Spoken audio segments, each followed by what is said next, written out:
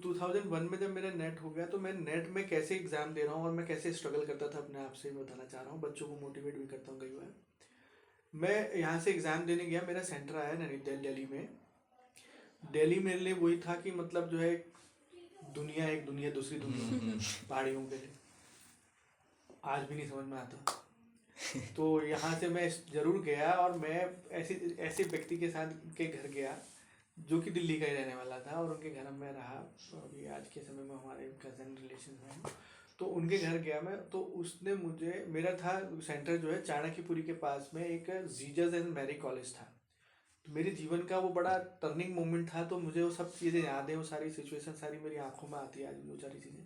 तो मैंने फट से जो है वो चाणक्यपुरी तक वो मुझे छोड़ के गया। उसने कहा बस चाणक्यपुरी पे उसने एक जगह पे मुझे बस से उतारवाया, नहीं चाणक्यपुरी पे नहीं छोड़ के आया। उसने मुझे कहा कि बस नंबर इसमें जाना, चाणक्यपुरी में तुम्हें उतारेगी, वहां से तुम्हें सीधे जीसस एंड मैरी कॉलेज मिल जाएगा। उसने तो आसान समझा मुझे, और मुझे समझा भी दिया। अच्छा, मजे की बात यह है कि मेरे को नंबर पे बैठा ही दिया था, चाणक्यपुरी उसने उतारना ही था। तो मैंने भी कहा भाई मुझे जो है चाणक्यपुरी में उतार देना, बस वाले को, क्लीनर को पहले ही बोल दिया, और मैं नंबर पे तो वही गया चाणक्यपुरी में जानी है। तो हालांकि उसने उतार भी दिया। वहां से जहाँ पर मुझे उसने उतारा, वहां से मुश्किल से 1-1.5 किलोमीटर शायद रहा होगा चाणक्य मेरा जो सेंटर था। लेकिन उसने ऐसी जगह पर उतारा जहाँ से 6 रास्ते निकलते थे। समझ रहे बात? वो तो बस से उतार के चला गया। मैंने उसे ये तो नहीं कहा कि जीसस एंड मैरी कॉलेज उतारो, क्योंकि उसको क्या मालूम जीसस एंड मैरी कॉलेज तो बस वाला था। उसने चाणक्यपुरी में उतार दिया। और अच्छी बात यह है कि उसने 6 रास्तों वाले में जगह को उतारा जहाँ मेरे को समझ नहीं आया कि मुझे कहाँ से रख के जाना है। अब गर्मी के दिन और जून का महीना करीब करीब, मैं कई लोगों से मैं पूछता रहा। मैंने कहा कि Jesus and Mary college, Jesus and Mary college, Jesus and Mary college. मैं पूछता रहा, किसी को कुछ नहीं मालूम, किसी को पूछता रहा, कॉलेज ही का नहीं पता, किसी को पता ही नहीं जीसस एंड मैरी कॉलेज कहाँ है। और मेरे 9 बजे से क्लास, सॉरी मेरा एग्जाम शुरू था, और मैं 8:30 बजे तक यही सब हरकतें कर रहा था कि कॉलेज क्या है। अब मैं समझ रहा हूँ कि मैं सोच रहा हूँ कि समय इतना कम बचा, मैं अगर इस जगह का चला गया तो उधर गड़बड़ हो जाएगा, फिर उधर चला गया उधर गड़बड़ हो जाएगा। और वो जगह ऐसी है, वो बिल्कुल पॉश एरिया में, वीआईपी कॉलोनी है वहाँ पर, मतलब आपको लोकल कन्वेंस नहीं मिलेगा, मतलब टुक टुक टाक टाक ये ऑटो शॉटो कुछ नहीं मिलता। अब मेरी बड़ी हालत ख़राब होगी, मैं क्या करूँ, मेरे को पसीना पसीना आने लगा। 9 बजे की गर्मियों की, जून का महीना, हम पहाड़ी यहाँ से ठंड में से रहने वाले, वहाँ जून के महीने में 8 बजे से गर्मी शुरू होती है, 7 बजे से। अब मेरी हालत ख़राब हो गई। और लेकिन मेरे अंदर से वो द्वंद था कि नहीं यार, मेरे को तो एग्ज़ाम देना ही है, नहीं तो मेरा तो 1 साल और ख़त्म हो जाएगा। तो मैं अपने से संघर्ष करता रहा, और अल्टीमेटली मैंने कोई थोड़ा सा ऐसी लुक, मतलब जैसे थोड़ा ठीक ठाक पढ़ी लिखी टाइप की जो महिला दिखाई दी। तो मैंने उससे पूछा कि जो है आप थोड़ा सा जानते हैं जो अपना जीसस एंड मैरी कॉलेज का रास्ता कहाँ से है।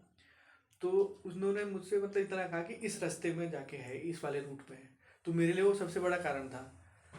एक बार तो मुझे लग रहा था, जब मैं ये इस लास्ट वाली महिला से पूछने से पहले, मैं जब बिल्कुल 8:45 बजे पे पहुंच गया, उससे पहले किसी को पता नहीं था कहाँ पे है? किसी को नहीं पता था। दिल्ली ऐसी जगह है जहाँ पर जो लोग मिलते हैं ना, वो वहां पर के नहीं होते, कहीं और के होते, उनको बगल का नहीं पता होता है। स्वाभाविक रूप से कोई ऐसा तो है नहीं, छोटा सा मोहल्ला वहां पर ऐसा यार, या इतना छोटा शहर जहाँ सबको सब कुछ मालूम है, वहां नहीं होता मालूम किसी को भी कुछ भी। अब मैं संघर्ष कर रहा हूँ अपने आप से, क्या करना है, रहने दे साला, कहाँ भाग खो खा जाऊंगा यार, अपना एग्जाम नहीं देता हूँ। क्या है, मेरा अपने से संघर्ष बता रहा हूँ, स्टूडेंट को समझना चाहिए। तो मैं अपने से प्रश्न करने लगा, मुझे कौन, मैं घर वालों को बोल दूँ नहीं हुआ सिलेक्शन, दिया नहीं दिया, झूठ बोल दिया, दे दिया, नहीं हुआ सिलेक्शन। उन बेचारों को तो ये भी नहीं मालूम कि होना नहीं होना क्या है, होना क्या है नहीं होना क्या है। समझ रहे हो, सीधे साधे सिंपल, कुछ नहीं। फिर मैंने कहा किससे झूठ बोल रहा है, मैं ये सब अपने से प्रश्न कर रहा हूँ, अपने से आंसर दे रहा हूँ, और मैं ये रियल बता रहा हूँ। मेरे मैं यही कह रहा हूँ कि मेरे अंदर समझ पहले आ गई थी, और मैं ये समझ नहीं पाता हूँ कि आज के बच्चे क्यों नहीं समझते हैं। मैं प्रश्न कर रहा था अपने आप से, किससे, अपने माँ बाप से झूठ बोल के क्या मिल जाएगा, तू अपने आप से झूठ बोल रहा है सबसे बड़ा, तो तुझे तो चाहिए ना, लेकिन माँ बाप कब तक और कहाँ से कैसे करेंगे। तो मैंने अपने को, वही संघर्ष को मैंने अपने अंदर डाला, और मैंने जैसे ही उस औरत को पूछा, और देखो मेरे संघर्ष मुझसे कैसे जीता, और तुरंत मुझे वो महिला मिल गई जिसने मुझे रास्ता भी बता दिया। जब आप where there is a will there is a way, आप जब सोचते हो तो उसके लिए रास्ते अपना आप आपके लिए बनते हैं। तो मुझे तुरंत जो है वो लेडी मिल गई, उसने मुझे रास्ता बताया कि इस रास्ते से जाओ आप। और मेरा जो उस समय बौखलाहट थी, और मैंने जो आँख बंद करके तपती धूप में दौड़ लगा दी उस रास्ते में, क्योंकि मेरे पास 9 बजने में 5 मिनट थे, और मैं भागता रहा पागलों की तरह की, जो मुझे, मैं ये फिल्मी नहीं बता रहा हूँ, ये मेरी रियल लाइफ है। और मैं इसीलिए मोटिवेट करने के लिए बच्चों को बताता हूँ कि nothing is impossible in the world. अगर आपको जो है सच मायने में कुछ करना है तो आपको खुद अपने आप में पॉजिटिव थिंकिंग लेनी पड़ेगी।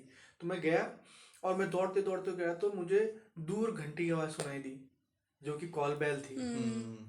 समझ रहे हो? हाँ टन टन टन शुरू हो गया, मतलब कि जो है आप लोग इकट्ठा हो जाओ, गैदर हो जाओ। और मैं दौड़ता दौड़ता दौड़ता दौड़ता मैंने फिर एकदम पूछा कि मैंने जीजेस एंड मेरी कॉलेज भीड़ भाड़ दिखने लगी, स्टूडेंट दिखने लगे। तो लास्ट मोमेंट था, मतलब वहाँ पर जो है कि जो है टन टन टन टन करके घंटी बज रही। मैं भागता भागता भागता मैं एक कैसे घुसा, तो तब तक वहाँ कॉलेज का डोर दरवाजा भी दिखने लगा, मेन गेट था। वहाँ से अंदर भागा भागा भागा, मेरे को लगा कि बस मुझे कहीं क्लास में मेरे को लेट ना हो जाए। और बिल्कुल 9 बजने में 1 मिनट पहले शायद मैं उस कमरे के बाहर हूँगा जहाँ पर मुझे एग्ज़ाम देना है। और मैंने फट से एक लड़की वहाँ पर खड़ी थी मेरे से आगे, जो कि वो देख रहे थे ना, वो एडमिट कार्ड देख रहे थे। तो मैंने उससे पेंसिल यूँ ली, पूछा भी नहीं। मैं जल्दीबाजी के चक्कर में वो पेंसिल लाना भूल गया था, बाकी तो सब था पेन वेन। तो मुझे लगा कहीं पेंसिल की जरूरत ना हो, कहीं पेंसिल से टिक ना करना पड़ता हो। हालांकि वहाँ पे पेन से भी आप गोला कर सकते थे, लेकिन मैं पेंसिल मैं नहीं ले गया हूँ करके मुझे डर लगा था। रास्ते में चलते चलते मुझे वो याद भी आया, तो मैंने सट से उससे पेंसिल ली, टक तोड़ी। मैंने कहा पेंसिल लाया, आधी पेंसिल अपना रखी उसकी, है ना, वो मेरा पूरी देखे रह गया। तो मतलब वो बड़ी अजीब सी फीलिंग थी मेरे लिए, जो है कि मुझे कुछ करना है, मुझे कुछ करना है। और मैं अंदर जाके एग्जाम देने लगा। अच्छा, मैंने तैयारी भी उसी समय करी थी और उसी समय मेरा वो एग्जाम भी हो गया। अगर ऐसे ही अगर मेरा पीसीएस का एग्जाम उसी समय हुआ होता तो शायद मैं आज दूसरे रास्ते में होता, सिविल सर्विसेज की तरफ जा रहा होता। वाला एग्जाम नेट वो का थोड़ा था आपका? बाद में हुआ। जो एग्जाम ये नेट था एग्जाम, नेट का एग्जाम था। तो मैं जो है अंदर गया और मैंने एग्जाम देना शुरू किया। तो मुझे मतलब बड़ा सरप्राइज हुआ कि मेरे को तो अच्छा खासा आ रहा है, मतलब मेरे को, जबकि नेट के एग्जाम के लिए था कि बड़ा हुआ था कि साहब बड़ा खतरनाक होता है। तो 2 पेपर लगातार होते हैं, एक तो आपका जनरल स्टडीज का और रीजनिंग का होता था उस समय, वो ऑब्जेक्टिव टाइप का होता था। दूसरा पेपर आपका सब्जेक्ट का ऑब्जेक्टिव होता था। और 2 पेपर करने के बाद फिर बीच में होता है गैप आधे घंटे का।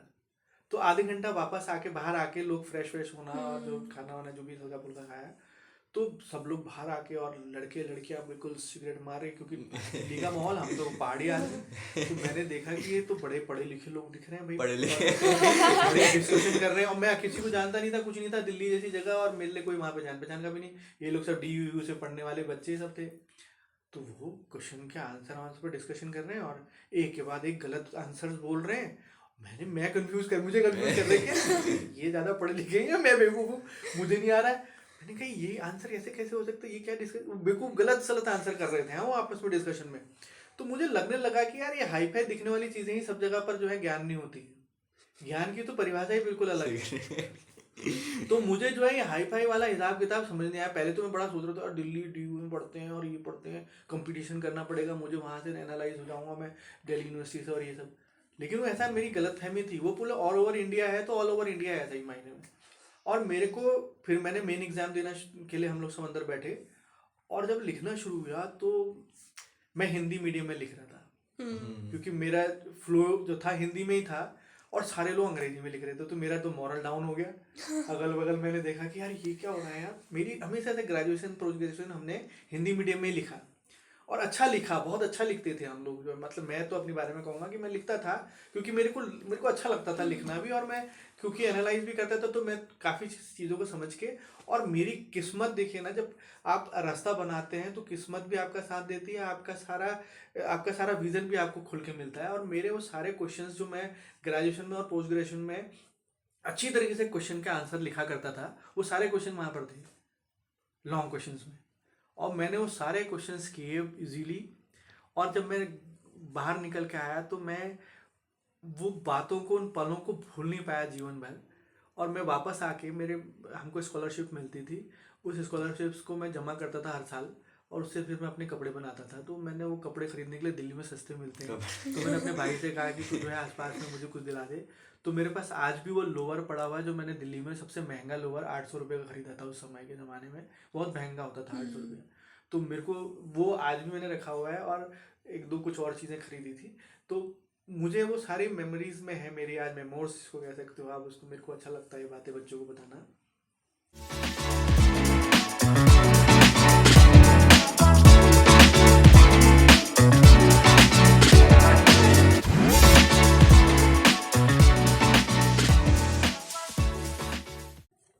everyone, I'm Akshara And I'm Vidit.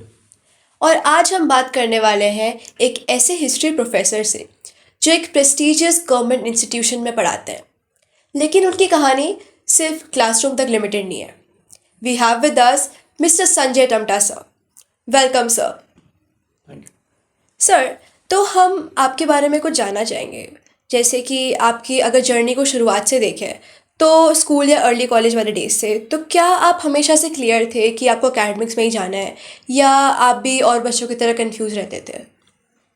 नहीं, सही मायने में तो कंफ्यूज था ही, क्लियर नहीं था. लेकिन ये समझ जो है थोड़ा जल्दी आ गई होगी, मुझे ऐसा लगता है. आज के हिसाब से मैं जब स्टूडेंट्स को पढ़ाता हूँ तो 9th क्लास के बाद से थोड़ा सा विजन बनने लगा था कि सिविल सर्विसेज में जाएंगे. लेकिन सिविल सर्विसेज क्योंकि बड़ा लंबा समय था, उसके बाद हमारा 12th था, तो 9th से ही हम सोच रहे थे सिविल सर्विसेज. लेकिन सिविल सर्विसेज मुंह से कहने से तो सिविल सर्विसेज नहीं हो जाता. हाँ, ये ज़रूर था कि मैंने औरों के मुकाबले जो है सबने साइंस लिया तो मैंने आर्ट्स जरूर लिया, क्योंकि उस समय आर्ट्स में जो है कहते थे कि अपॉर्चुनिटी ज़्यादा रहती है सिविल सर्विसेज को लेके. तो मैंने ऐसा नहीं था कि साइंस सब्जेक्ट नहीं, ऐसा नहीं था प्रेशर था. घर में सबने साइंस लिया और मैंने ही सिर्फ आर्ट्स लिया, और उससे पहले कभी किसी ने आर्ट्स नहीं लिया था. तो मैं एक एक्सेप्शन था कि जो है मैंने आर्ट्स लिया, और मेरा मकसद वही था सिविल सर्विसेज के हिसाब से जो है. तो हालांकि मैंने फिर उस समय हिस्ट्री भी लिया, फिर बाद में फिर 12th में भी हिस्ट्री मेरा सब्जेक्ट रहा, फिर ग्रेजुएशन मैंने हिस्ट्री लिया, फिर पीजी आफ्टर ऑल मैंने हिस्ट्री में ही किया. तो मेरा हिस्ट्री का दौर जो है वो 9th से शुरू हो गया था. तो मेरा एक ट्रैक तो मतलब सिंगल टारगेट ट्रैक तो हो ही गया था कि मैं विषय में जो है स्पेशलाइजेशन कर रहा हूँ. सिविल सर्विस में अपनी सफलता नहीं मिलने के बाद जो है मुझे कहीं ना कहीं जो है एकेडमिक्स में मौका मिला, और उसका मैंने फिर पूरा अपना जो व्यू था, अपना थॉट था वो चेंज करा, और मैं एकेडमिक्स में गया, क्योंकि मुझे लगने लगा कि यहाँ पे और अच्छा मेरे पास जो है स्कोप है कि मैं आने वाले फ्यूचर को जो है अपने सपनों को जो है पूरा करने के लिए वो कर सकता हूँ, तैयार कर सकता हूँ. तो मुझे ये बड़ा अच्छा लगा, और लकीली मतलब जो है मुझे अच्छा लगता है, मैं गर्व के साथ कह पाता हूँ कि मेरे पढ़ाए हुए स्टूडेंट्स सिविल सर्विसेज में, स्टेट में और एकेडमिक्स में भी जो है, हायर एजुकेशन में, तमाम जगहों पे जो है आज के समय में जो है काम कर रहे हैं, और जो हमें बहुत गर्व महसूस कराते हैं. हिस्ट्री पर्सपेक्टिव का खेल है. मतलब अगर जैसे पहले के हम अगर राइटर्स को देखेंगे तो they used to praise just the kings, कि हाँ ठीक है किंग्स पे. कॉमन लाइफ के बारे में बहुत बाद में आके लिखा गया है, पहले की हिस्ट्री में नहीं लिखा गया था. इसलिए हमारा ऐसा पर्सपेक्टिव बन जाता है कि हिस्ट्री का एक ही सेंस है. मतलब हम उसको 3-4 माइंड से नहीं देख सकते, हम नैरो माइंडेड होकर हिस्ट्री को देखते हैं. तो आपको क्या कहना है इसमें? नहीं, मैं अभी बता चुका हूँ कि हिस्ट्री अभी आज के समय में अगर हिस्ट्री को देखें तो पॉलिटिकल हिस्ट्री ही हिस्ट्री नहीं है. सोशियो इकोनॉमिक हिस्ट्री है, कल्चरल हिस्ट्री है, सबाल्टर्न हिस्ट्री है. हम आज आम जनमानस की हिस्ट्री को पढ़ने की कोशिश कर रहे हैं. तमाम सारी जो रिसर्च हैं, नए शोध हैं, वो सब यूनिवर्सिटीज़, विश्वविद्यालय, तमाम कंट्रीज़, इंडिया में इवन सब दिशाओं पे जो है काम हो रहा है, और बहुत अच्छा जो है एक नया विज़न जो है हिस्ट्री को लेके निकल के आ रहा है. और उससे इतिहास में जो एक पॉलिटिकल जो वो था, जो लीडरशिप थी, वो जो गलत डायरेक्शन में ले जाने की कोशिश कर रही थी, वो भी जो है असल में होता क्या है कि भारतीय इतिहास को अगर हम देखते हैं तो इतिहास की अलग अलग अवधारणाएं हैं, थ्योरीज हैं, जिनके माध्यम से हम इतिहास लेखन करते हैं, हिस्टोग्राफी जिसको कहते हैं. उसमें हिस्ट्री में एक फॉर्म आता है बायस्ड, तो पूर्वाग्रह से ग्रसित वाली बात है. तो एक सच्चा हिस्टोरियन तो वो है जो कि बायस्ड ना हो, लेकिन हिस्ट्री में बायस्ड थ्योरीज जो हैं चलती हैं, और कई बार जो है वो इस अवधारणा से जो है प्रभावित हो जाती हैं, और इस वजह से जो है कई जगह पर सीमाएं होती हैं. मेरा इंटरेस्ट हमेशा से इसमें रहा है. जब भी मैं इतिहास को देखता हूँ तो मेरी कोशिश ये रहती है, मेरा इंटरेस्ट ज़्यादातर जो है सोशियो इकोनॉमिक हिस्ट्री की तरफ ज़्यादा मेरा ध्यान रहता है, और मैं कोशिश करता हूँ कि कैसे पॉलिटी है, इकोनॉमी है, इसमें जो पॉलिसीज़ बनाई जाती हैं उनका एनालिसिस हम कैसे कर सकें, और जिससे कि हम अपने प्रेजेंट को और अपने फ्यूचर को जो है सिक्योर कर सकें, आने वाले फ्यूचर को जो है सिक्योर कर सकें, आने वाले युवाओं को एक डायरेक्शन दे सकें. इस तरीके के दिशाओं को पे भी जो है काम हो रहा है, और आज के समय में बहुत अच्छा एक काम बच्चे जो है रिसर्च में भी जो है फील्ड में कर रहे हैं. सर, तो हिस्ट्री पढ़ने का सही तरीका आपके हिसाब से क्या है? मेरे हिसाब से तो यही है कि अगर किसी बच्चे को इंटरेस्ट है तो उसका सबसे बड़ा तो यही होना चाहिए. जैसे मैं कहता हूँ कि अगर आप शुरू से अपने भारतीय इतिहास को पढ़ना चाह रहे हैं तो आपको एनालिटिकल माइंड होना चाहिए। आपका जो है इतिहास पढ़ने के साथ साथ, क्योंकि इतिहास को आप पढ़ रहे हैं तो आप वर्तमान में रह के पढ़ रहे हैं इतिहास की घटनाओं को, तो आपको जो है एनालिटिकल होना चाहिए या कंपैरेटिव अपने दिमाग को, माइंड सेटअप को रखना है। अगर आप उस घटना को पढ़ रहे हैं जो कि बीते समय में हुई है तो उसको आज के प्रेजेंट सिनारियो में देख के कि उसको कैसे उसको समझना है। कंपैरेटिव स्टडी बहुत ज़रूरी है, और कंपैरेटिव स्टडी अगर जो करने लगते हैं वही आगे जाके फिर अगर एकेडमिक्स में जो है इसको फ्यूचर बनाना होता है सब्जेक्ट से रिलेटेड, तो वो जो है कंपैरेटिव स्टडी या एनालिटिकल स्टडी से जो है, क्योंकि आपको आलोचनात्मक जो है होना बहुत ज़रूरी है। किसी भी टॉपिक को पढ़ने के पीछे जो है आपका क्रिटिकल सेटअप, माइंड सेटअप होना चाहिए, क्रिटिकल आपका जो है एनालिसिस होना चाहिए। अगर आप क्रिटिकल एनालिसिस करने लग जाएंगे तो आप जो है एकेडमिक्स में उस सब्जेक्ट में, पर्टिकुलर सब्जेक्ट में, हिस्ट्री में स्पेशली आप फ्यूचर बना सकते हैं। तो जैसे आप अभी कॉलेज में पढ़ाते हैं, तो जो कॉलेज के स्टूडेंट्स हैं वो जेन्युइनली हिस्ट्री को समझना चाहते हैं, या फिर वो सिर्फ एक सब्जेक्ट के लिए कि बोरिंग है जैसे हम सबको लगता है? देखिए, दो तरीके के नेचर्स हैं स्कूल में भी, अभी कॉलेज में भी। और कुछ बच्चे होते हैं जिनका मेन एम एंड ऑब्जेक्ट्स होता है कि भाई वो सिलेबस पूरा करें और एग्ज़ाम दें और एग्ज़ाम क्लियर करें, और जॉब, अपना जॉब ओरिएंटेड भी बहुत कम है, लेकिन सिर्फ एग्ज़ाम पास करने की प्लानिंग होती हैं। कई 90% बच्चे प्लान कर रहे हैं कि आए और उन्होंने सिलेबस पूरा किया और उन्होंने एग्ज़ाम दिया। और अभी की स्थिति तो बहुत ज़्यादा मतलब जो है बच्चा जो है डिस्टर्ब है, पता नहीं मेंटली क्यों इतना ज़्यादा डिस्टर्ब है। और वो फ्यूचर तो खैर अभी प्लान किया ही नहीं है, लेकिन ये भी है कि वो सिर्फ सिलेबस पूरा करना चाहता है और अपना जो है एग्ज़ाम क्लियर करना चाहते हैं। लेकिन ऐसा भी नहीं है कि कुछ स्टूडेंट्स ऐसे भी होते हैं, हर क्लास में कुछ बच्चे ऐसे होते हैं जो कि मतलब समझना चाहते हैं, क्वेश्चन करते हैं। इवन क्लास ख़त्म होने के बाद वो आके टीचर्स के साथ डिस्कशन करते हैं। क्वेश्चंस में वो अपना मैंने जो बताया कि क्रिटिकली जो है अपना एनालाइज करते हैं, तो वो सब क्वेश्चंस करना जो है इम्पॉर्टेंट है। मेरा मानना तो यही है कि अगर आप क्लास टीचिंग कर रहे हैं, आप क्लास में पढ़ रहे हैं, तो आपका समझने का तरीका समझ आप तभी पाएंगे जब आप क्वेश्चन करेंगे। आप अगर क्वेश्चन नहीं कर रहे हैं तो इसका मतलब आप समझ ही नहीं रहे हैं।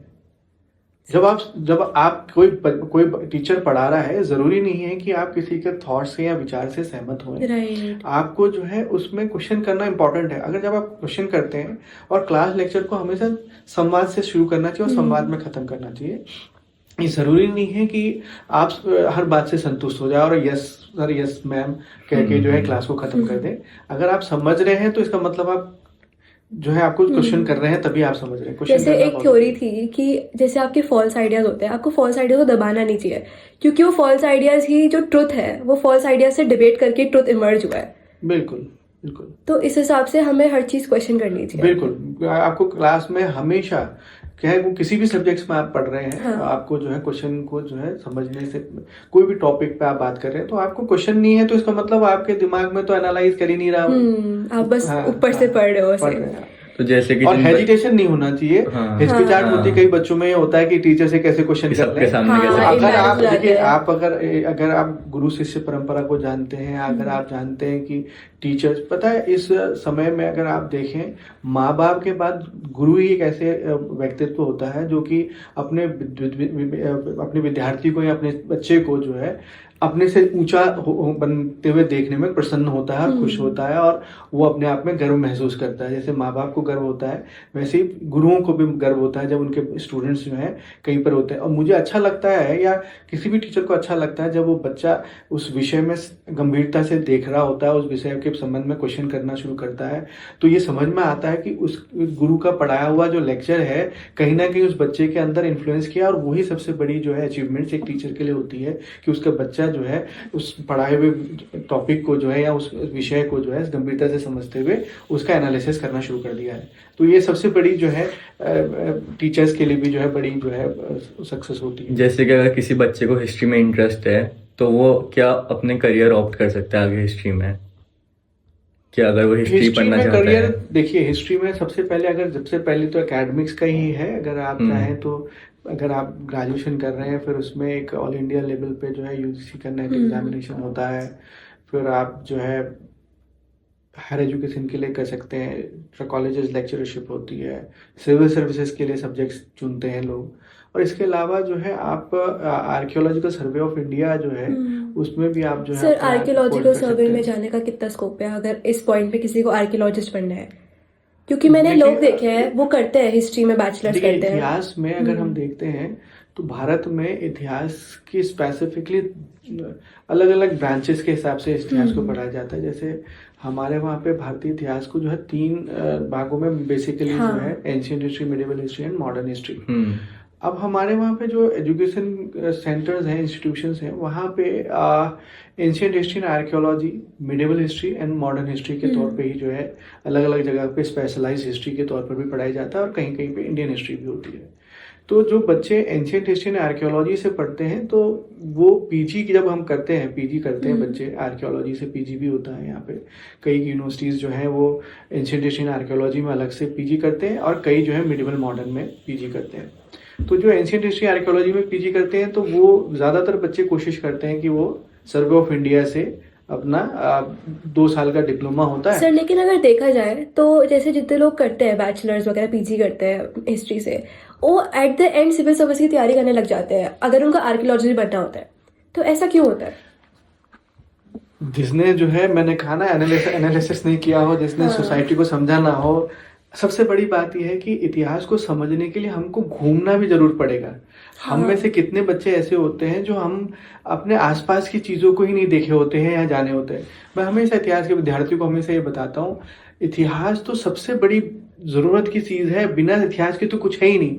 सबसे पहली बात तो यह है कि इतिहास, सबसे बड़ी बात यह है कि हमारे बारे में बताएगा हमें। भाई जब हम अपने बारे में नहीं जानते तो फिर हम दुनिया में क्या कर पाएंगे या दुनिया के बारे में क्या कर पाएंगे। हम बड़े बड़े सपने सजाएंगे लेकिन करेंगे कैसे जब हम अपने बारे में नहीं जानते। तो इतिहास तो हमें अपने बारे में बनाता है, यानी कि अपने बारे में, यानी कि हमारे ह्यूमंस के बारे में, उनके जो है कैसे सोसाइटी का डेवलपमेंट हुआ, कैसे जो है इकोनॉमी का डेवलपमेंट हुआ, कैसे एजुकेशन का डेवलपमेंट हुआ, कैसे उससे जो है पूरी सोसाइटी का डेवलपमेंट हुआ। समझ रहे हैं ना? हाँ। जब तक हम इतिहास नहीं पढ़ेंगे हमें ये सब चीजें समझ में नहीं आएंगी। जब हम अपने बारे में नहीं जानेंगे, मैं ये कहता हूं कि पर्टिकुलर जगह पर कोई बच्चा रह रहा है या कोई भी रह रहा है, वो वहां पर कैसे आए, उनके जो है वो एस्टेब्लिशमेंट वहां पर कैसे हुआ, कहाँ से आए। तो ये इतिहास में सब्जेक्ट को पढ़ने के लिए जरूरी नहीं कि आप सिलेबस का पढ़ें, आप जो है व्यवहारिक तौर पर भी जो है अपने बारे में भी तो जानने की उत्सुकता होनी चाहिए। जब आप अपने और अपने सराउंडिंग्स के बारे में जानेंगे तो आपकी रुचि अपना पढ़ने शुरू हो जाएगी और आसान भी लगेगा। सर एक कंसेप्ट है कि इंडिविजुअल्स होते हैं वो टाइम का प्रोडक्ट होते हैं। जैसे जब इकोनॉमिक लिबरलाइजेशन हुआ था इंडिया में तो उसमें मतलब बहुत लोगों के करियर एस्पिरेशन चेंज हो गए थे। क्या आपके टाइम पे भी ऐसा कुछ बिग मूवमेंट हुआ था जिससे सबके करियर एस्पिरेशन एक तरफ को चेंज हो गए थे? बिल्कुल बिल्कुल हुए। और हम में से ही कई भाई लोग जो हैं, जैसे जब लिबरलाइजेशन आया तो उसका भाई डायरेक्ट इम्पैक्ट हुआ। आपको मालूम है कि सैटेलाइट्स हो गए, टीवी हो गए, कम्युनिकेशन के माध्यम बढ़ गए, ट्रेवल्स बढ़ गए, तमाम सारी चीज़ें हो गई। तो उससे ज़रूर जो है एक इकोनॉमिक चेंजेस आए, उसके लिए प्लान्स करने शुरू हो गए। तो बहुत से चेंजेस आए और बड़ा पॉजिटिव चेंजेस भी आए और काफ़ी मतलब मुझे लगता है ड्रास्टिक चेंजेस जिसको कह सकते हैं हम। तो और कई मामलों में जो है बच्चों का एजुकेशन का वो भी जो है इंटरेस्ट फील्ड भी चेंज होने लगा। उसमें आईटी सेक्टर्स, कंप्यूटर सेक्टर्स, तमाम सेक्टर्स में जो है आप अपना फ्यूचर होने लगे, डिसाइड करने लगे। और ये बिल्कुल सही बात है कि ग्लोबलाइजेशन की वजह से जो है काफ़ी चेंजेस आए। सर आपको अभी लगता है जो अभी का एकेडमिक सिस्टम है जो अभी सस्टेन होता जा रहा था टाइम से, इसमें कुछ फ्लॉज हैं या ये कुछ डेवलपमेंट को रोक रहा है बच्चों की इस पॉइंट पर? मैंने कहा था कि जो है इतिहास भी हो या किसी भी कुछ में एजुकेशन पॉलिसीज वगैरह हो, तो उसमें गवर्नमेंट अगर बायस्ड होके या बहुत ज़्यादा अगर उसमें इंटरफेरेंस करना शुरू कर दे और वो एकेडमिशियंस के ऊपर ओवरलैप करना शुरू कर दे, तो इसका दूरगामी परिणाम बहुत घातक हो सकता है और उसका प्रभाव जो है सोसाइटी को भी प्रॉब्लम क्रिएट कर सकता है। तो इस तरीके की चीज़ें अलग अलग गवर्नमेंट लेवल पे तमाम सारी चीज़ें जो है, जो एनसीईआरटी का कंट्रोल है वो गवर्नमेंट के पास नहीं होना चाहिए? इसीलिए उन सब यूनिट्स को बनाया गया था। आपको मालूम है यूजीसी बनाया गया हाँ, कि independent units बनी, independent CBSE units बना। बनाई गई हाँ। कि गवर्नमेंट उसमें जो है, अब अगर कोई पर्टिकुलर सब्जेक्ट स्पेशलिस्ट जो है वो सब्जेक्ट का जो स्पेशलाइज जिसने अपना सब्जेक्ट में कमांड ली है, वो सिलेबस डिसाइड करेगा, या फिर कोई सिविल सर्विस पढ़ने वाला जिसने ग्रेजुएशन के बाद सिविल सर्विस कर ली, तो वो जब गवर्नमेंट का या फिर ब्यूरोक्रेट्स का जब दबाव या प्रेशर उसमें इंटरफेरेंस होना शुरू हो जाता है, तो उसका उसमें महसूस हायर एजुकेशन में तमाम जैसे आज के समय में जो आप जितना भी कंटेंट देख रहे हैं, जितना भी टेक्स्ट देख रहे हैं, हाँ। तो वो सिलेबस और मटेरियल कंटेंट जो है वो हायर एजुकेशन के टीचर्स डेवलप करते हैं। और हायर एजुकेशन से मतलब जो कि मतलब हर सब्जेक्ट के जो PhD वाले लोग होते हैं, रिसर्च हाँ। वगैरह करते हैं उसे। डॉक्टरेट्स। अब सबसे बड़ी प्रॉब्लम क्या हो रही है, कई बार देखने में ऐसा लगता है कि एकेडमिक का जो प्रोफेशन है तो बड़ा इजी गोइंग है, बड़ा वो है, दूर से देखने में रोमांटिक जरूर लगता है, हाँ। लेकिन इजीली अगर आप गहराई में देखेंगे तो जो है बड़ा प्रेशर है। मतलब आपको पेपर्स पब्लिश करने हैं, आपको रिसर्च वगैरह करानी प्रेशर है। एडमिनिस्ट्रेशन की तरफ से या स्टूडेंट्स की तरफ से होता है? सारी तरीके से मैं वो सभी मैं कंप्लीट कर रहा हूँ कि जैसे हमने आपको एकेडमिक्स अपना डेवलप करना है, आपको हर प्रमोशंस में इंटरव्यू फेस करना है, आपको तमाम जो है इकोनॉमिक जो है फंडिंग्स को जो है देखना है, एडमिनिस्ट्रेटिव जिम्मेदारियों को संभालना है। सबसे बड़ा होता है कि स्टूडेंट्स की जो है प्रेशर, उस यूथ को जो कि कभी भी जो है एकदम एक्साइटमेंट में आ सकते हैं, तो वो सारे प्रेशर्स होते हैं।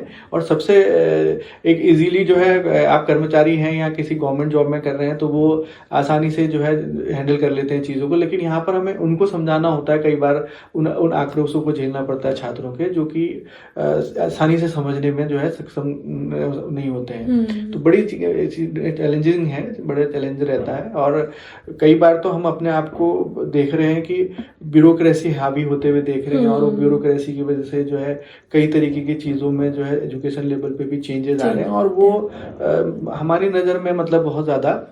तो आपको क्या लगता है क्या चेंजेस आने चाहिए अभी एडमिनिस्ट्रेशन में? हमें ऐसा लगता है कि एजुकेशन को स्वतंत्र रूप से एकेडमिक्स को जो है हाथ में छोड़ना चाहिए। तो और मतलब जैसे CBSE एक इंडिपेंडेंट ऑर्गेनाइजेशन बिल्कुल बिल्कुल जो है सारे इंडिपेंडेंट ऑर्गेनाइजेशन होने चाहिए और अपने तरीके से होना चाहिए।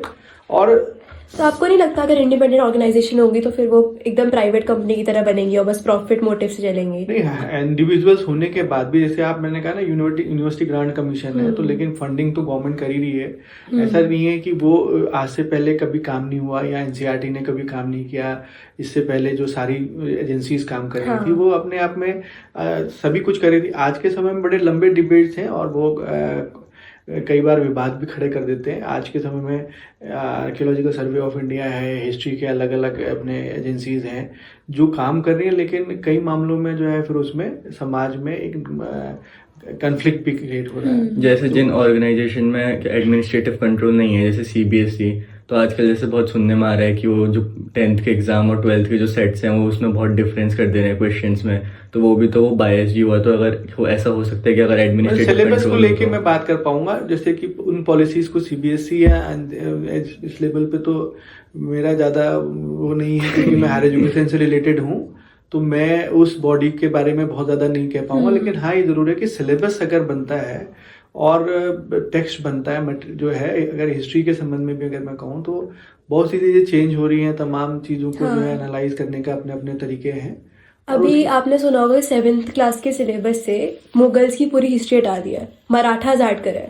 तो क्या आपको नहीं लगता कि थोड़ा बहुत बच्चों को नॉलेज होनी चाहिए कि मुगल्स के बारे में ही पढ़े, पूरा मुगल्स नहीं हटाना चाहिए? थोड़ा बहुत नहीं, पूरा ही नॉलेज होनी चाहिए। और तभी मैंने कहा ना कि जब तक आप पूरा का पूरा, हम तो एनालाइज कर रहे हैं ना, हम तो कंपैरेटिव स्टडी करेंगे, एनालाइज करेंगे, चीजों को समझेंगे।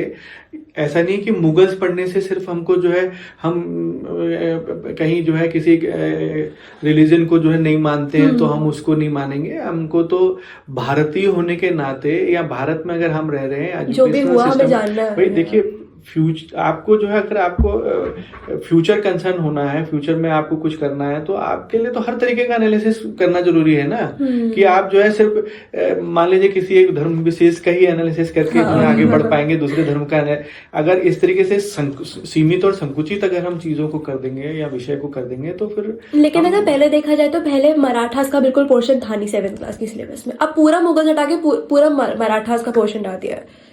तो क्या आपको लगता है ये सही है या हमें बैलेंस बनाना चाहिए? बैलेंस होना चाहिए, बैलेंस हाँ। था भी। जैसे स्कूल्स में सिलेबस और क्लास के हिसाब से सीमाएं थी, तो वहां पर टॉपिक्स को जो है छोटा इन शॉर्ट करके जो है हर टॉपिक को थोड़ा थोड़ा डाला गया। फिर मैंने बताया कि हिस्ट्री जो है बहुत बड़ा सिलेबस होता है, तो उसको ancient history, medieval history, modern history में बांटा गया है। तो कुछ टेक्स्ट हम एक क्लास में पढ़ते हैं, फिर थोड़ा सा उसका आगे का टेक्स्ट पढ़ते हैं, फिर उसका आगे का। तो 6, 7, 8, 9, 10, 11, 12 अगर हम हिस्ट्री देखें तो वो पढ़ते थे, लेकिन सीमाएं होती हैं, तो उस सीमा के हिसाब से सिलेबस को और उसके मटेरियल को डाला जाता है। लेकिन अगर आपको स्पेशलाइजेशन करना होता है तो आप ग्रेजुएशन में उस सब्जेक्ट लेते हैं, फिर उसके बाद पोस्ट ग्रेजुएशन में सब्जेक्ट लेते हैं। तो पोस्ट ग्रेजुएशन का तो मतलब ही होता है कि मास्टर जो है आप किसी सब्जेक्ट में मास्टर्स कर रहे हैं, तो मास्टर्स ऑफ हिस्ट्री भी हो गया, है ना। तो जब हम मास्टर्स करते हैं तो आपको तब वहां पर जो है पूरा का पूरा टेक्स्ट मिल जाता है, जितना आप उसको पढ़ना चाहें। और फिर तमाम अलग अलग, अब मैंने कहा ना हिस्ट्री में भी इतिहास लेखन की अलग अलग जो है थ्योरीज, अपनी अपनी विचारधाराएं हैं। उन विचारधाराओं में आप सबको पढ़िए। आपका काम, मैंने कहा ना कि आपको तो जो है देखिए तमाम किस्म की चीजें हो सकती हैं। सरकार रोके, सरकार हटाए, सरकार लगाए, ये सब चलता रहेगा। ये तो राजनीति है। उनका मकसद तो वोट बैंक करना और अपने आप को सत्ता में लाना होता है। लेकिन एक पढ़े लिखे व्यक्तित्व को जो है ये सबसे बड़ा उसका कर्तव्य ये है कि वो सही को सही और गलत को गलत समझे। अब वो गलत को गलत और सही को सही कैसे समझेगा? जब वो अपने इतिहास को ढंग से पढ़ेगा। जब इतिहास ढंग से पढ़ लेगा तो घटनाओं को समझ लेगा, गलत और सही को समझेगा, और उस हिसाब से एनालाइज करके एक नया टेक्स्ट जो है, एक नया विचार जो कि समाज को जोड़ने और समाज को आगे बढ़ाने का काम करेगा, देश को आगे बढ़ाने का काम करेगा। सर देखा जाता है कि जो आजकल के टीनेजर्स होते हैं उनको लगता है कि अगर हम जैसे वोट करेंगे तो हमारा वोट करने कोई फायदा नहीं है, मतलब हमें जो करना है हम वो कर रहे हैं, कुछ मतलब मैटर नहीं करता हम वोट करें ना करें। ये वाली जो विचारधारा है इन लोगों की, इस वजह से जो हो रहा है कि बच्चों ने पॉलिटिक्स में इंटरेस्ट लेना ही छोड़ दिया है। उनको इंडिविजुअल सेल्फ सफिशिएंट होता है, लाइक एज अ होल वो नेशनलिज्म नहीं करना चाहते हैं। मेरा मानना तो ये है कि अगर पढ़े लिखे लोग अगर राजनीति में आना बंद कर देंगे तो फिर राजनीति जो है बेलगाम हो जाएगी। और मैं हमेशा अपने बच्चे में, हर बच्चे में राजनीतिक लीडरशिप भी डेवलप करने की कोशिश करता हूँ। एक टीचर का मकसद सिर्फ सिलेबस पूरा करना नहीं होना चाहिए। मेरा हमेशा से यही डायरेक्शन रहा है कि मैं हर बच्चे में लीडरशिप डेवलप करूं, उसके अंदर वर्तमान में जिस समय में वो जी रहा है, जैसे आपने कहा था कि जो है जिस समय में वो होता उस समय की आधार पर वो अपनी सोच को डेवलप करे, और उस समय के हिसाब से जब सोच डेवलप होती है उस हिसाब से वो काम करे। और ये सब चीजें तब हो पाएंगी जब आप ढंग से जो है अपने, बिना इतिहास के आप ये सब चीज कर ही नहीं सकते। हिस्ट्री तो आपको समझनी होगी। मुगलों की हिस्ट्री नहीं समझेंगे तो आप जो है भारत में जो है इस तरीके से चेंजेस जो है वो समझ नहीं पाओगे। मतलब देखिए आप कहीं ना कहीं उससे जुड़े हुए, आप राजनीतिक इतिहास को इतिहास मत समझिए ना, आप कल्चरल चेंजेस, इकोनॉमिक चेंजेस, तमाम जो है सोशल एस्पेक्ट में आप चेंजेस को समझने की कोशिश करें। और ये भी सोचने की कोशिश करें, अगर राजनीतिक दृष्टिकोण से भी सोचते हैं तो ऐसा क्या हुआ कि जो है कुछ मुट्ठी भर जो है बाहर से आए हुए जो है आक्रमण करने वाले या लुटेरे, जिसको भी जो भी शब्द देना चाहें आप, तो वो आके यहाँ पर रहने लगे और राज करने लगे। इस वजह से तो कॉमन लोग बड़ी पॉपुलेशन इंडिया की, और अगर भारतीय अगर वो थे या इंडियंस थे तो वो कहाँ उनको जो है ऐसे जीतने का मौका दिया? ऐसी क्या कमियां थी कि जो है भारत में इसने 800 साल तक जो है भारत जो है गुलामी की। हमेशा से मैं इस बात को कहता हूँ कि युवाओं को जो है मैं जगाने की कोशिश करता हूँ कि आप जो है पढ़े लिखे होने का मतलब ये नहीं कि आपने सिलेबस पूरा किया, आपने यूजी पीजी कर लिया, आप अपने घर में जाके फिर नौकरी की तलाश कर रहे हो, नौकरी कर रहे हो। मैं ये कहता हूँ कि जब से आप पढ़ना शुरू कर रहे हो, आप समझना शुरू कर रहे हो, आप जाओ ना जहाँ पर आप रहते हो उसके चारों तरफ आपके परिवार में कोई कन्फ्लिक्ट तो नहीं है, कोई ऐसा कारण तो नहीं जिसकी वजह से मतभेद हो रहा है। आपकी सोसाइटी में ऐसा क्या हो रहा है? आपके वहाँ बिजली आ रही है तो क्यों आ रही, नहीं आ रही है तो क्यों नहीं आ रही है? ड्रेनेज सिस्टम प्रॉपर है नहीं है? सफाई क्यों नहीं हो रही है? ये इंडिविजुअल हमको भी सोचना पड़ेगा। पढ़े लिखे होने का फायदा क्या वरना पता है कि अगर जैसे आपने बोला कि हम प्रश्न करेंगे, ऐसा है कि लोग सोचते हैं कि हमारा एक वोट से क्या ही होगा। मतलब ये लोग सोचते हैं कि जब तक हमारे पास मास ऑफ पीपल नहीं है, जब तक हमारे पास पूरा सपोर्ट नहीं है, हम कुछ नहीं कर सकते, हम कुछ सत्ता नहीं बदल सकते। आपको क्या लगता है? नहीं, बिल्कुल एक वोट की वैल्यू भी उतनी होती है जितनी अनेक वोट की होती है। सबका वोट का मत वैल्यू सबकी एक ही है, कोई प्रॉब्लम नहीं है। हमको शुरुआत खुद से ही तो करनी पड़ेगी। अगर महात्मा गांधी बाबा साहब अम्बेडकर, जवाहरलाल नेहरू जैसे लोग जो है अगर ये सोचने लगते कि हमसे क्या होगा, तो वो जो है जमीन में नहीं उतरे होते, रोड पे नहीं उतरे होते। तो पहला कदम उठाने पर बात है। जब मुझे याद है जब मैं जब स्कूल में था तो मैं बचपन से ही बड़ा एनालिसिस करता था, कंपैरेटिव करता था, तमाम सारी चीज़ें करता था। मुझे हमेशा से कुछ ना कुछ करने की जो है एक सोच थी मेरे अंदर। मैं अपने संघर्ष में क्योंकि मेरे मन में था कि मुझे जॉब हासिल करना है, कैसे करना है, और मैं घर में बर्डन भी नहीं करता, तो मैं शुरू से ही यही करता था कि भाई कैसे अर्निंग करनी। 19 ईयर्स ओल्ड की मैं था जब मैं था, तो मैं होटलों में नौकरी करना शुरू किया तमाम, और मैंने काम किए अपना घर में भी एक छोटा सा अपना लघु कुटीर उद्योग में शुरू किया, जिससे कि मैं अर्निंग कर सकूँ और घर में मदद कर सकूँ। और उसके बाद फिर लकी रहा, मतलब समझा कि अपना पढ़ाई के बलबूते पे या जैसे भी उस समय के सर्कमस्टांसेस में तो मेरा सिलेक्शन हो गया और ये सब ना। तो हमने हमेशा एनालाइज किया, और फिर उसके बाद मैं हमेशा से सोशली एक्टिव रहा। सोशली एक्टिव रहने का मतलब अवेयर रहा। पता नहीं, मैं आज ढूंढता हूँ बच्चों में ये सब चीजें। मैं अपने स्टूडेंट्स को कई बार बताता हूँ, एग्जाम्पल कोट करता हूँ अपना कि भाई मैं तो हर चीज पे एनालाइज करता था, तुम लोग क्यों चुप रहते हो और क्यों नहीं बोलते हो। मैं क्लासरूम में आ रहा हूँ, तुम्हारे बिल्कुल एकदम उदासीन चेहरा लग रहा है। तो ऐसा मेरे कहने का मतलब ये है कि अगर राजनीतिक दृष्टिकोण से भी कुछ गलत हो रहा है ना, तो जैसे आप कई तरीके से आप जो है अपने मत का उपयोग कर सकते हैं। आप जो है लोगों तक कन्विंस कर सकते हैं। कन्वे सबसे बड़ी बात है। आपको तो कंपेनिंग करनी पड़ेगी ना, लेकिन उसके लिए मेहनत तो करनी पड़ेगी। मैंने वहां पर अल्मोड़ा में यूथ ब्रिगेड बना दी थी अपनी। यूथ ब्रिगेड मतलब जैसे क्या, मतलब बच्चों को अवेयर, एक बेरोजगार संगठन बनाया, और उनको मैंने समझाया कि रोज इवन मेरे अपनी लीडरशिप डेवलपमेंट करने की बात बता रहा हूँ। तो मैंने वहाँ पे यूजीसी की स्कीम थी एक जो है, तो उसमें फ्री कोचिंग थी। तो उसमें मैंने यूजीसी नेट के एग्जामिनेशन की तैयारी करवाई बच्चों को, और एक सब्जेक्ट हिस्ट्री तो था ही, इसके अलावा मैंने और टीचर्स को भी जो है कन्विंस किया, और मैंने फिर वहाँ पे सारे टीचर्स के माध्यम से जो है बच्चों को, सारे सब्जेक्ट्स के बच्चों को यूजीसी नेट के एग्जाम की तैयारी कराई, और वो प्रतिफल दिया। और इतना बढ़िया वो रिजल्ट रहा कि हिस्ट्री में जो बच्चे इतिहास को गहराई से नहीं पढ़ रहे थे वो भी मेहनत करने लगे, और उसका परिणाम ये हुआ कि 20-25 बच्चे हिस्ट्री में नेट क्वालिफाई हुए, जो बहुत कम सीमा होती थी, लेकिन हमारे कैंपस से ही निकलना शुरू हुए ना। पॉलिटिकल साइंस में, इंग्लिश में, हिस्ट्री, आज वो सारे बच्चे जो हैं कहीं ना कहीं अपनी रोजगार को जो है प्राप्त कर ले रहे हैं या फिर रिसर्च कर रहे हैं उसके बाद। तो मुझे ऐसा लगता है कि लीडरशिप शुरू करनी तो पड़ेगी ना। आप बोर्ड को देखो, लेकिन आप खुद भी जाओ ना, पब्लिक में कंपेन करना पड़ेगा, स्टार्ट तो करना ही पड़ेगा। ये कहीं ना कहीं जब लीडरशिप करी जब हमने एक ऐसा इंटेलेक्चुअल ग्रुप बना दिया स्टूडेंट्स का, तो जब कोई इलेक्शन भी लड़ रहा होता था तो वो आके जो है हमारे लीडर से पूछता था कि यार हमें सपोर्ट करो यार, ये करो। सर ये कंसेप्ट है कि सत्ता बदलने के लिए आप दूर से नहीं कर सकते, आपको उसके अंदर जाना पड़ेगा। बिल्कुल, मैं बिल्कुल ये बात कह रहा हूँ। आपको जो है एक्टिव पार्टिसिपेशन करना पड़ेगा। मैंने कहा ना कि पढ़े लिखे लोग अगर पॉलिटिक्स में नहीं जाएंगे तो फिर होगा ही कैसे। पॉलिटिक्स का मतलब, मैंने तो इलेक्शन भी लड़ा हुआ है। अच्छा, मैंने तो एमएलए का इलेक्शन लड़ा हुआ है। आपको इंटरेस्ट था पॉलिटिक्स? बहुत इंटरेस्ट है, आज भी इंटरेस्ट है। अभी आप प्लान कर रहे हो? मैं अपने घर पे बोलता हूँ, मैं हमेशा से, और अभी भी मैं जो है एक्टिव रहता हूँ। हालांकि हम यूनिवर्सिटी में है, यूनिवर्सिटी जो है ऑटोनोमस बॉडी होती है, और हम इलेक्शन फाइट कर सकते हैं। मैंने इलेक्शन फाइट भी किया हुआ है एमएलए का। तो मुझे ऐसा लगता है कि हम जाके उस तथाकथित जो है जो कुछ नहीं कर रहा है उसको भी तो एनालाइज करने का मौका देंगे कि भाई अगर मैं गलत करूंगा तो ये हमारे अगेंस्ट खड़े भी हो सकते हैं। उसको भी तो भय पैदा हो रहा है ना कि ये जो है हमें डर है लोगों के अंदर, आज के पॉलिटिशियंस के अंदर, कि नहीं है?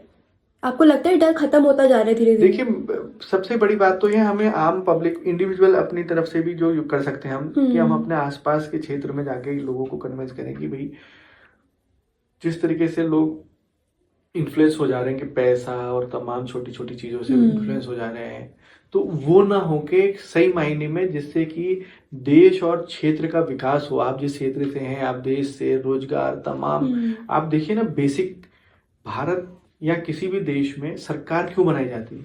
हम सबसे बड़ा एनालिसिस तो ये करना पड़ेगा कि सरकार क्यों चुनते हैं, हम किसी को वोट दे क्यों रहे हैं। सरकार को वोट इसलिए दिया जाता है कि वो जो है हमारी मूलभूत जो सुविधाएं हैं उनको जो है हमारे लिए तैयार करके दे। मूलभूत सुविधाओं में क्या आता है? सबसे बड़ी बात ये होती है स्वास्थ्य, शिक्षा, रोजगार, सड़कें, पानी, बिजली।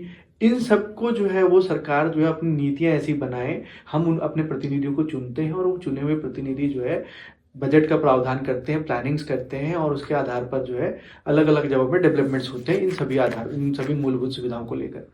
लेकिन हमारी दायित्व क्या है कि हम प्रश्न नहीं कर रहे हैं, हम पूछ ही नहीं रहे कि आपने इतने समय में, आज देखिए उत्तराखंड का ही अगर हम बात करते हैं, उत्तराखंड को बने हुए 26 साल हो गए हैं और इन 26 सालों में हमारे एजुकेशन के सेंटर्स, इंस्टीट्यूशंस, आपके हॉस्पिटल्स, आपके सड़कें, बिजली, पानी, एवरीथिंग, आज भारतवर्ष का सबसे ज्यादा बेरोजगार वाला स्टेट हो गया है उत्तराखंड। अनएम्प्लॉयमेंट जो है चारों तरफ से युवाओं को घेर के बैठा हुआ है। आपको क्या लगता है बच्चों इसका के रीजन अंदर क्या होता है? इसका रीजन यही है कि हम जो है सरकारें जो है बेलगाम हो गई हैं। किसी ने कोई प्रश्न नहीं कर रहा। जैन जी हमारा जो है प्रश्न नहीं कर रहा है।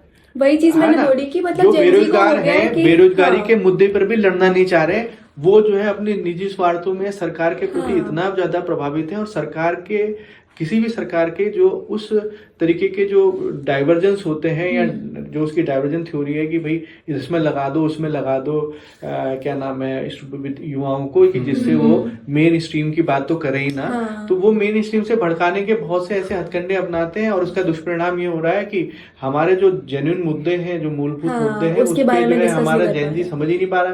भाई सबसे बड़ी ज्वलन समस्या तो आज के समय में युवाओं के पास बेरोजगारी है। हाँ। और बेरोजगारी होने का दुष्परिणाम क्या है कि जिसके पास रोजगार है, अर्निंग है, तो वो भी इस खुशफहमी में ना रहे कि वो जो है अभी बहुत संतुष्ट है, उसके पास तो है। क्योंकि जो बेरोजगार है, आने वाले समय में ये एक ऐसा एक्सप्लोजन तैयार हो रहा है, ऐसा बम तैयार हो रहा है सोसाइटी में बेरोजगारी। जब ये बेरोजगारी युवाओं के रूप में जब इसका जो है, जब बम जो है बिल्कुल एकदम मजबूत बन जाएगा, तो जब इसका एक्सप्लोजन होगा, जब ये फटेगा, तो इससे पूरी सोसाइटी कोलैप्स हो जाएगी, पूरा देश को प्रभावित करेगा ये। तो हम ऐसे बम को क्यों तैयार कर रहे हैं, ऐसी बेरोजगारी बम को क्यों तैयार कर रहे हैं, मेरे समझ में नहीं आता। कि हम ना तो सरकारें इस पे चेत रही हैं, ना हमारी जो है युवा इस पे चेत रहे हैं, और उसका बहुत बड़ा जो है दूरगामी परिणाम होने वाला है बेरोजगारी का। क्या आपको लगता है नेपाल जैसी सिचुएशन हो सकती है इंडिया की? मैं तो चाहूंगा कि ना हो। हम तो ये चाहेंगे कि सब लोग समय पे जो है चीज़ों को समझने लगें, उसको जो है उसका आकलन करें और जल्दी से जल्दी जो है इस दिशा में काम करें कि जो है अगर हम विश्व शक्ति या देश को जो है अपने एक जगह पर स्टैंड करना चाहते हैं, तो हमको जो है हर जल्दी से जल्दी इस दिशा पे काम करना चाहिए। हर एक को अपनी जिम्मेदारी समझनी चाहिए। अधिकारों के साथ साथ हर युवा नागरिक को जो है अपने कर्तव्यों का पालन करना चाहिए। तो ये सारी चीज़ें जो है हमारे लिए नितांत आवश्यक हैं। और यही युवाओं से मेरी जो है सरकारी नौकरी तक सीमित ना रहे अपनी, क्योंकि अगर हम सही मायने में पढ़े लिखे हैं तो हम जनसंख्या को भी जानते हैं, अपनी डेमोग्राफिक डेटा को भी जानते हैं और सरकारी आंकड़ों का डेटा भी जानते हैं।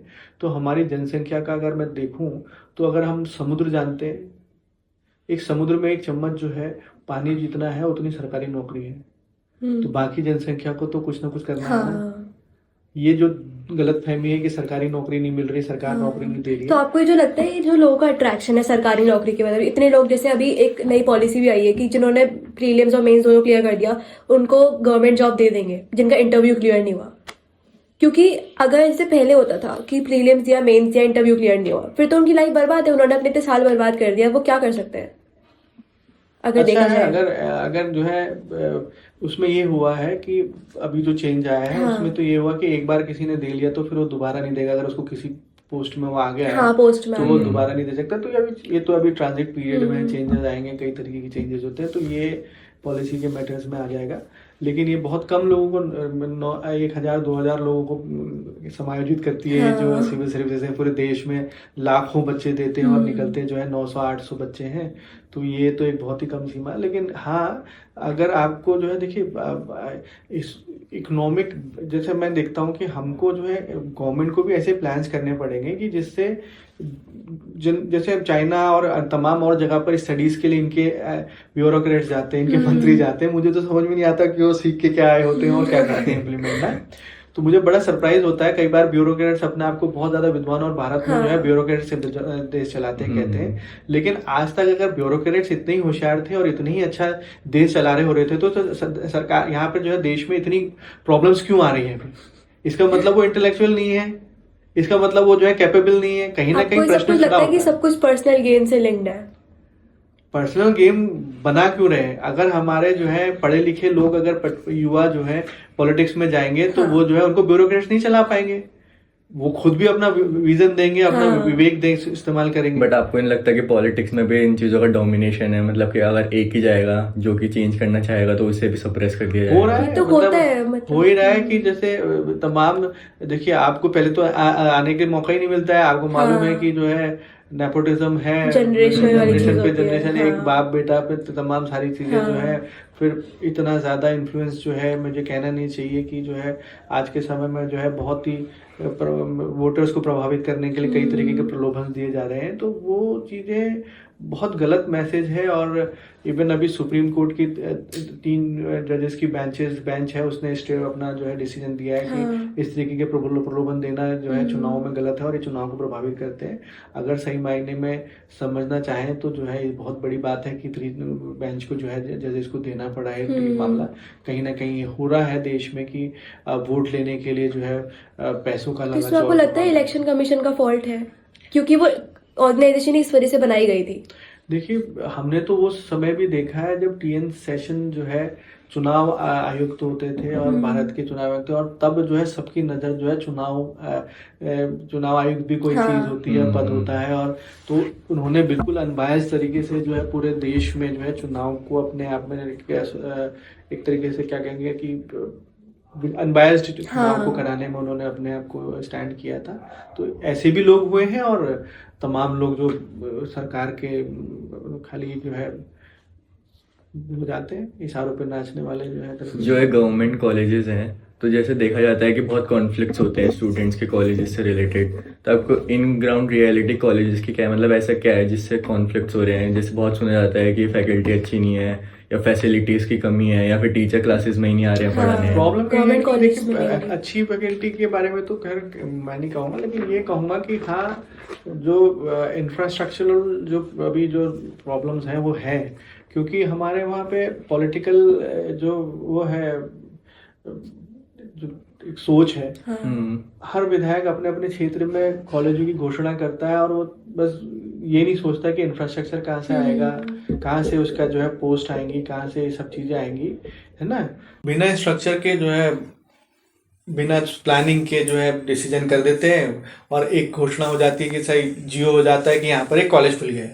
अब होता क्या, ना वहाँ पर कमरा, ना बिल्डिंग, ना कुछ स्थितियाँ ऐसी देखी हैं हमने कि किसी रोड के किनारे एक दुकान है शटर वाली, और उसके आगे से बोर्ड लगा दिया जाता है फलाना फलाना महाविद्यालय।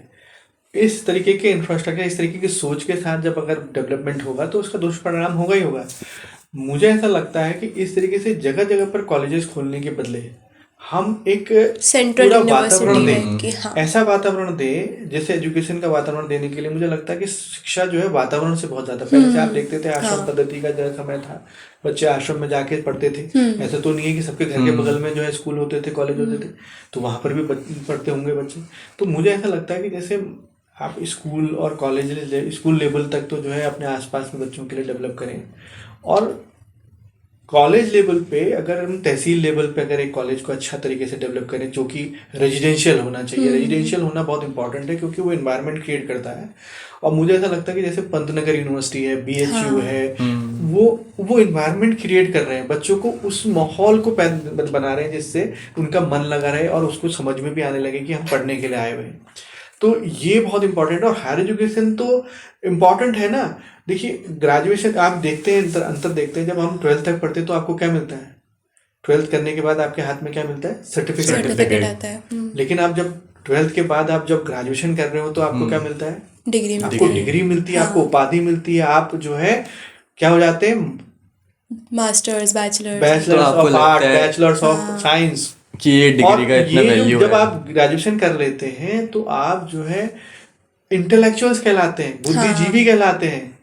आप स्टूडेंट्स नहीं कहलाते हैं, इंटेलेक्चुअल कहलाते हैं। ग्रेजुएशन होने के बाद आपको डिग्री मिल रही है, सर्टिफिकेट के बाद आपको उपाधि मिलना शुरू हो जाता है, डिग्री मिलना शुरू हो जाता है। तो it's a very big thing कि आपने एक विषय में जो है उपाधि प्राप्त की है, और उसके बाद फिर जब आप किसी एक विषय को लेकर जो है अपनी अगली उपाधि के लिए जाते हैं, जब आप मास्टर्स करते हैं तो मास्टर ऑफ आर्ट्स करके आपको डिग्री मिलनी शुरू हो जाती है। तो इतना बड़ा जो है जो काम हो रहा है, तो वो सारी चीज़ें जो है कहीं ना कहीं प्लान्ड होने चाहिए। और उसमें जो है पहले ही जब भी किसी कॉलेज को खोलने की घोषणा की जाए तो मुझे ऐसा लगता है पहले पूरा इंफ्रास्ट्रक्चर प्लान कर लिया जाए, एक फंड तैयार कर लिया जाए और उसके हिसाब से पोस्ट क्रिएट करी जाए, तब जाके जो है उसमें क्लासेस को शुरू किया जाए। अभी भी हमारे कॉलेज मैं देखता हूँ हमारे उत्तराखंड के अंदर ऐसे बहुत से कॉलेजेस हैं जहाँ पर स्थितियाँ अभी भी सुधरी नहीं संभल पाई हैं, और कई जगह पर जो है संविदा टीचर्स या कॉन्ट्रैक्ट टीचर्स या अतिथि टीचर्स के थ्रू जो है गेस्ट लेक्चर जिसको कह सकते हैं, तो वो जो है उनके थ्रू एजुकेशन का जो है काम चल रहा है, और उनका फ्यूचर भी सिक्योर नहीं है, तो वो अपने आने वाली पीढ़ी का फ्यूचर कैसे सिक्योर करेंगे, ये बड़ा प्रश्न जो है हर एजुकेशन को लेकर है। जैसे स्टूडेंट्स बहुत ज़्यादा डिग्री भी ले लेते हैं बट तब भी उनको एम्प्लॉयमेंट नहीं मिलता है, तो आपको लगता है कि प्रॉब्लम ये है कि मैंने कहा ना कि सिर्फ कागज का एक टुकड़ा हासिल करना हमारा एम नहीं होना चाहिए। हाँ, तो वही आपको लगता है कि कागज ऐसे का लोग टुकड़ा मास्टर्स प्राप्त करते करना हैं। और ज्ञान प्राप्त करना दोनों अलग अलग चीजें हैं। अगर आप कहीं पर पढ़ रहे हो तो आपका मकसद, मैंने कहा ना कि ऐसा उसको पढ़ना कि जिससे आप सोसाइटी में जब वापस जा रहे हैं तो आपको सही और गलत का सही आकलन करना आ जाए, यही पढ़ाई है और यही ज्ञान है। ज्ञान का मतलब ऐसा नहीं है कि महात्मा बुद्ध ने पीपल के पेड़ के नीचे जाके कोई ज्ञान प्राप्त कर लिया, उनके अंदर दिमाग में कोई बुक फोटोस्टैट हो गई और उन्होंने बड़ी नॉलेज कर ली, तमाम साइंस और आर्ट्स की किताबें पढ़ ली। उनका मतलब ये था ज्ञान प्राप्त करने का कि उन्होंने व्यवहारिक जीवन से इतनी चीज़ों को ऑब्जर्व करा और उसका एनालाइज करा और उनको समझ में आ गया कि गलत और सही क्या है, सत्य क्या है, असत्य क्या है। गलत सही कहो या सत्य और असत्य कहो, तो सत्य और असत्य जानने के बाद भी हम वही बात को दोहराएंगे तो हम दुख में आएंगे ही आएंगे स्वाभाविक रूप से। हम जो है अपने जो चाहना चाहते हैं पाना वो हम पा ही नहीं पाएंगे, जो हम पहुंच ही नहीं पाएंगे वहां तक स्वाभाविक रूप से। आपको लगता है कि नॉलेज गेन करने के लिए पढ़ना ज़रूरी है? बहुत ज़्यादा ज़रूरी है, इतना ज़्यादा ज़रूरी है कि खाना जितना ज़रूरी है। सर, एक ऐसी एडवाइस जो आप अभी स्टूडेंट्स को देना चाहेंगे जो एकेडमिक्स में जाना चाहते हैं फ्यूचर में। मैं हिस्ट्री से रिलेटेड एकेडमिक्स में बताना चाहूँगा। देखिए, एक बात तो समझनी होगी कि जो है अगर आप हिस्ट्री में एकेडमिक्स में आना चाहते हैं तो ये एक स्लो प्रोसेस है। स्लो प्रोसेस में क्या है कि आप एकदम उसमें जो है जब सोचे कि आज मुझे जो है मैं करूं और आज मुझे मिल जाए, तो एक बहुत स्लो प्रोसेस है। और इसके लिए मैं कुछ चीज़ें कहूँगा कि बच्चे को सबसे बड़ी चीज़ है कि उसको धैर्यवान होना बहुत ज़रूरी है, पेशेंट होना है उसको। वो तो हर चीज़ में। हाँ, पेशेंस की ज़रूरत है और एनालिटिकल होना चाहिए उसको, कंपैरिजन करने की उसकी क्षमता होनी चाहिए। तो और सबसे बड़ी बात है कि उसकी रीडिंग हैबिट्स होनी चाहिए। मैंने कहा कि जब तक उसकी रीडिंग हैबिट्स नहीं होगी, उसने अगर तमाम थ्योरीज को नहीं पढ़ा होगा तो फिर वो एक एनालिटिकल जो है थ्योरी अपना मैटर भी नहीं निकाल सकता और उसको एनालाइज भी नहीं कर सकता, तो फिर वो इसमें एकेडमिक्स में फ्यूचर नहीं बना सकता। तो मेरा कंसर्न यही है कि अगर जिसको इसमें फील्ड बनाना है तो आप समझ सकते हैं कि मिनिमम आज के समय में 3 साल पीएचडी के लिए कम से कम जो है यहाँ पे निर्धारित किए गए हैं, और उसके बाद समय और भी लगता है। और आपको फील्ड वर्क करना है, आपको बुक रिव्यूज़ करने हैं, आपको डेटा कलेक्शंस करने हैं, तमाम ऐसी चीज़ें हैं जो कि फिर उसके बाद उस एनालिसिस, उस पूरे बुक रिव्यूज़ के बाद आपने जितना भी मटेरियल कलेक्ट किया उसका एनालिसिस करके फिर आपको अपनी थ्योरी में अपना पूरा उसको जो है काम करना होता है, लिखना होता है। तो वो सब करने में आपको 3-4 साल लगते हैं। फिर उसके बाद एडवर्टीज़मेंट है, और एडवर्टीज़मेंट के बाद फिर आपको अपॉर्चुनिटी मौका मिलता है नहीं मिलता है, आपका सिलेक्शन होता है नहीं होता। तो ये बहुत लंबी प्रोसेस है, लेकिन मैं ऐसा नहीं कहूँगा। अगर आप इतिहास में ज़रूर जो है, मैं इतना ज़रूर कहूँगा कि इतिहास जो है हमको ह्यूमिलिटी सिखाता है, मतलब कि विनम्रता सिखाता है, और हमारे जीवन को जो है जीने के लिए हमारा मार्ग प्रशस्त करता है। और मुझे ऐसा लगता है कि इतिहास हमें, मतलब मुझे तो समझना और समझाना दोनों ही अच्छा लगता है। इसलिए जो है अगर जिसको इतिहास को समझना और समझाना अच्छा लगता है उसको इतिहास में अपना एकेडमिक्स में रिकॉर्ड बनाना चाहिए, समय देना चाहिए। और एक अच्छा फील्ड है जहाँ पर मुझे ऐसा लगता है कि इतिहास में जैसे अगर आप कर रहे हैं तो जीने का एक तरीका है, सिर्फ मतलब सिर्फ अर्निंग करना ही नहीं है। पूरे जीने का एक तरीका दे देते सिखाता है हमें जो है हमारा जो है इतिहास जो है। और इसी वजह से जो है हमारा जो विज़न होता है एकदम क्लियर होता है। टीचर्स जो हिस्ट्री से पढ़ के भी आते हैं तो मुझे हमेशा से बहुत क्लियर हूँ मैं हर फील्ड में। मैं हमेशा गलत को गलत और सही को सही कहने की कोशिश नहीं मतलब हिम्मत जुटा पाता हूँ और हमेशा इस पे डिबेट भी कर लेता हूँ। सर, आज की कॉन्वर्सेशन से एक इम्पॉर्टेंट चीज़ हमारे सामने आई कि history is not just about knowledge, it's about patience and integrity. Thank you so much, sir, for joining us today. Thank you. And to everyone listening, maybe the next time you open your history books, you won't just look for answers, you'll start asking better questions. This was Before We Are Ready. Thank you for listening.